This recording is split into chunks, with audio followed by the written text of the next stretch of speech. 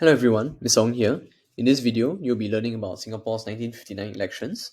Accompanying this video is the lesson handout. This is handout G6, people's response within a chapter on people's responses to British rule after World War II, and this is the 1959 elections.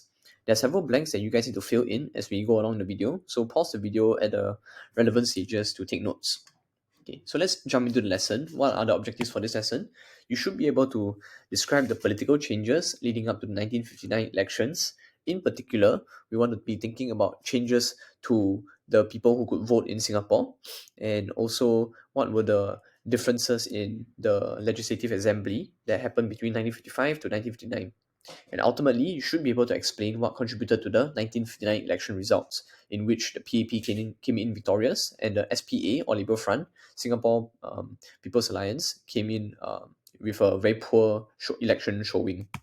Okay, so there are three parts to this lesson. First part is about the political changes. Second part, I'm going to be showing you guys the results for the 59 elections. And finally, analyze the results for you. In other words, we want to answer the question, why did the PAP win and why did other parties lose? So as an overview, these were the three main changes that took place leading up to the 59 elections. The first would be the Citizenship Ordinance. Second is changes to the Legislative Assembly. And finally, the introduction of compulsory voting. So let's take this part by part. The first thing is with regard to the Citizenship Ordinance. Okay, ordinance here refers to a law. So in 1957, the people who were considered to be citizens of Singapore was expanded. Okay, so we recall from the previous lessons that only British residents or British subjects or people born in British colonies could be considered Singaporean citizens, and therefore only these few people were allowed to vote in the elections. However, in 1957, they passed this new ordinance, this new law that allowed all residents born in Singapore or Malaya and British citizens who have been residents for 2 years to become citizens, and also those who resided in Singapore, who stayed in Singapore for 10 years and more, and were prepared to swear loyalty to Singapore. Now, what this means is that the bulk of Chinese and Indian immigrants who have been staying in Singapore for a long period of time, just because they were born in a different country, doesn't mean that they didn't call Singapore their home. And this law now allowed them to vote. How many people were affected? There were about 320,000 residents who now became Singapore citizens, who now had a right to vote in the elections in 59. So an example of what the citizenship ordinance looks like is on the left. You see this certificate of registration. It has a person's name. In this case, is Wu Ah Sing, is registered as a citizen of Singapore. And you see in many of these certificates, you see many Chinese names and many Indian names, probably signifying or showing the types of people or types of immigrants who now became Singaporean citizens. So this was the first change that took place, the citizenship ordinance. The second change that took place was that of the Legislative Assembly. This was what we now call the Parliament. If you have ever wondered what the Parliament looks like or the Legislative Assembly looks like, it looks like this. Okay, it's a big hall filled with different seats, different chairs, and in the middle is where the debates or discussions between the politicians happen. Now, each of these seats is taken up by a certain politician who has won an election. Okay, so these are the politicians that people vote for, and each seat represents how many um, um, politicians have won those seats. So these are the pictures of those who formed the Legislative Assembly in 1955. Now, what was the change that took place? The change that took place was that for the first time, people could elect representatives to all of the seats in the Legislative Assembly. No longer was the representation limited to just the British leadership or just a few Singaporeans, but now all the seats were available. Okay, so we see things like Singapore is divided into 51 constituencies. Constituencies refer to the locations in which a single political party or politician would run for, and voters could vote for a representative. So let's look at the number of people that took part: 13 political parties and 194 candidates. Okay, this shows you that the local political participation, or the number of people who were voting or involved in choosing or shaping the government, was a lot more compared to the 1948 and 1955 elections. Okay, and ultimately, because this new elected government will have almost full internal powers secured by Lim Yew Hock in the second Merdeka talks, the stakes were very high. Okay, a lot of things were hanging in the balance in this upcoming election. So this was the second change. And the third change was that of compulsory voting. Okay, we recall from the 1948 elections that very few people were eligible to vote, means they could vote, and even fewer actually voted. A lot of people skipped the voting because it wasn't compulsory back then. But in the 59 elections, it was now made compulsory. The idea is we want to make people take up responsibility for choosing their own government, and they should treat this very seriously. As a result of making this compulsory, about 525,000 voters came up. So this was more than three times the number that that showed up in the 1955 elections. Okay, so what were the results for the elections? This shows you the big headline: PAP roms home. That means they came home victorious with a landslide victory. Landslide means massive victory. And over here, we have quotations by Lee Kuan Yew, leader of the PAP, and Lim Yew Hock, leader of SPA. And you see, over here, Lim Yew Hock says, the PAP have made certain promises, we congratulate them and wish them luck.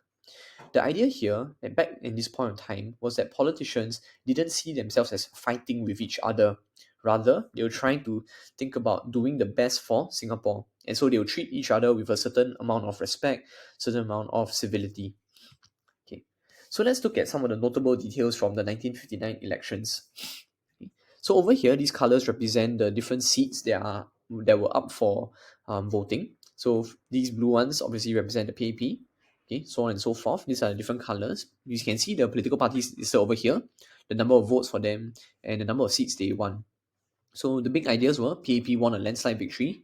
SPA, Singapore People's Alliance, this was the alliance that had replaced the Labour Front in the 59 elections. The Labour Front basically split off, and then part of it formed the SPA. SPA, they lost 35 out of 39 contested constituencies and only had 4 members represented in the new assembly. This means that they have a massive loss from 1955 to 1959. And this was quite unexpected because if you were the previous government, 1955, you would probably have a lot of advantages. And you can think about it. Lim Yew Hock did appear successful. He came back to Singapore after the second Merdeka talks, championing full internal self-government. That seems like a success. So for them to have this kind of poor showing where they lost so many of their previous seats and PAP won such a massive victory, it was quite embarrassing for SPA. Other things that you will note when you look at this list of political parties, what do you notice about them?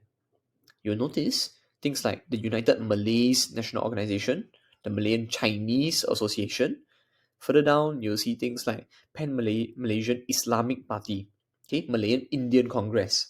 So what you will notice when you look at these political parties is that several political parties ran as communal or race-based parties like UMNO, MCA, and MIC.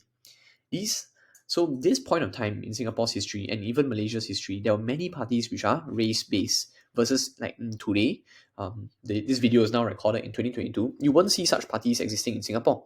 However, you will still see some of these kind of race-based politics in Malaysia today. Same parties, UMNO, MCA, MIC. So let's look at the 1959 election results. So what we saw, PAP won a landslide victory. Labour Front, they were eventually renamed as SPA. They performed very poorly. So PAP won 43 out of 51 seats, and the SPA, they won 4 out of 39 seats.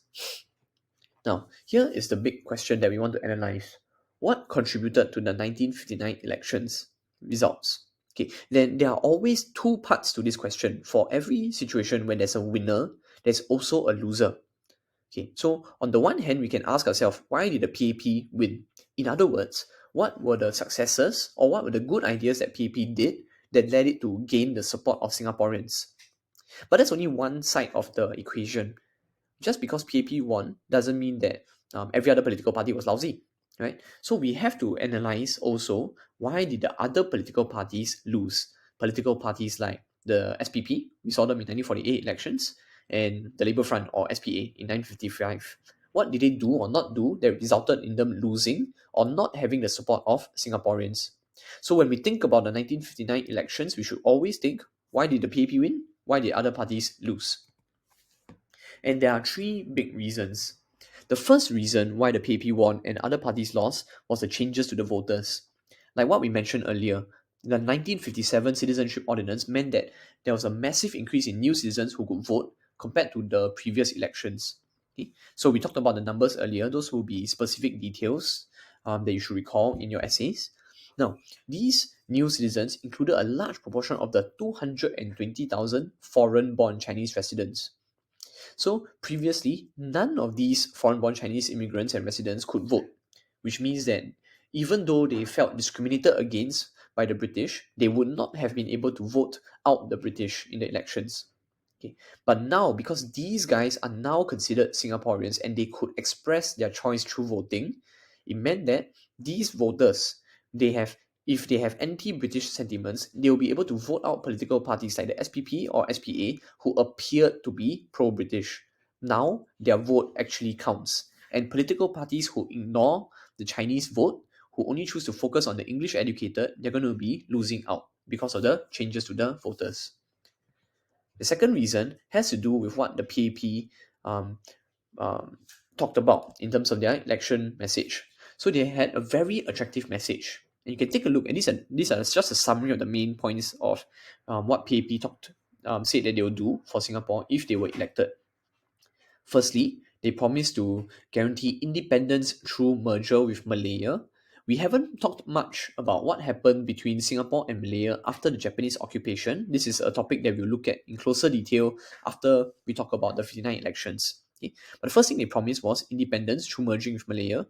Secondly, they wanted to promote industrial development. Okay, they tried to build the industries and rebuild Singapore's economy so there'll be more jobs for people. They promised to build more schools. They promised to build a strong and united trade union movement. Basically, the trade unions were supposed to look out for the welfare and well-being of the workers in Singapore. Okay, making sure that if their needs are being met, then they don't have to go for riots or strikes anymore. And the last thing they promised was to carry out a low-cost housing program. So each of these five items represent a very attractive idea to the locals in Singapore. Now, why is that? Because these messages promise to resolve the economic and social problems that Singapore was facing and had been facing since the Japanese occupation ended. Okay. So how was this attractive? Because PAP, they said, I wanted immediate independence. It was something that most of the voters wanted. They didn't want to be ruled by the British anymore. Okay. And so the PP, along with the Labour Front, they had similar ideas. They had a campaign which focused on anti-colonialism. They wanted to get rid of British rule. And because they promised to improve workers' welfare if they were elected, it was very attractive to the Singaporeans. And the big idea is this. PAP's attractive messages gave confidence to the voters that their party, which was relatively new compared to other parties like the Labour Front or SPA, they were competent and capable to run a country that just attained self-governance. Okay? They needed to appear like a party that cared for the people. So this is the second reason why PAP won. And the final reason why PAP won and the other political parties lost was the weakness of opposition. Okay, so one of the many reasons why Labour Front or SPA lost was due to the unhappiness that many voters had towards Lim Yew Hock. If we recall, in 1956, the way Lim Yew Hock handled the Chinese middle school riots was extremely harsh. The reason why was because he learned from David Marshall's handling of the Hockley bus riots, which the British felt was too tame, was not strong enough. And he learned his lesson. And in order to try to convince the British, we remember from the previous lessons, he wanted to convince the British he was strong enough to handle the riots, strong enough to handle the so-called communists in Singapore, and therefore he came in very strongly and shut down the Chinese middle school riots. So while he did win the favor of the British, who granted him the success in Second Merdeka talks, unfortunately, many of the locals felt that they were running dogs of the British. They were just the slaves. They didn't have any morals. They were just going to listen to whatever the British had to say. Now, as a result of this, the Labour Front or SPA, they lost the support of many locals in Singapore who then think, if I cannot trust the Labour Front government anymore, if I can't trust SPA, I'm going to look elsewhere. I'm going to look at other parties. For example, the PAP. They are an alternative political party who I can trust. So these three reasons combine to explain the success of the PAP and why they won the 1959 elections. So here is an oil painting of Lee Kuan Yew taking oath of office as the Prime Minister in 1959. So this is symbolic, where he will take a pledge that he's going to care for Singapore, he's going to watch out for Singapore in front of all of the politicians. There was no photograph at this point in time, so this is an oil painting trying to recapture some of these ideas. Okay. Aside from this, okay, so what was the impact of the 59 elections? So the People's Action Party, they came into power in 1959 all the way to today. Okay, so PAP formed the government and Lee Kuan Yew was Singapore's first Prime Minister. No longer a Chief Minister, but a Prime Minister. Okay, so if you see in this picture, this is newspaper report, it says Lee is premier. Premier means the first leader. In this case, it refers to the prime minister or leader. Now, if you've ever wondered where did the national symbols of Singapore came from, it came from 1959. So, as a young nation, Singapore needed symbols that could represent Singapore to the world as well as unite all citizens as one nation. Basically, you needed some things that citizens could look at and point to say, oh, this is my country. That whether I'm Chinese, Malay, or Indian, whether I'm young or old, we have something that is going to unite all of us. So the first three symbols are things like the national flag, the national anthem, and the coat of arms. You should recognize this. You can see this on your dollar bill or your coins. These first three symbols were unveiled during the installation or when this person by the name of Encik Yusof bin Ishak, you should recognize him from your notes, he was installed as the new head of state.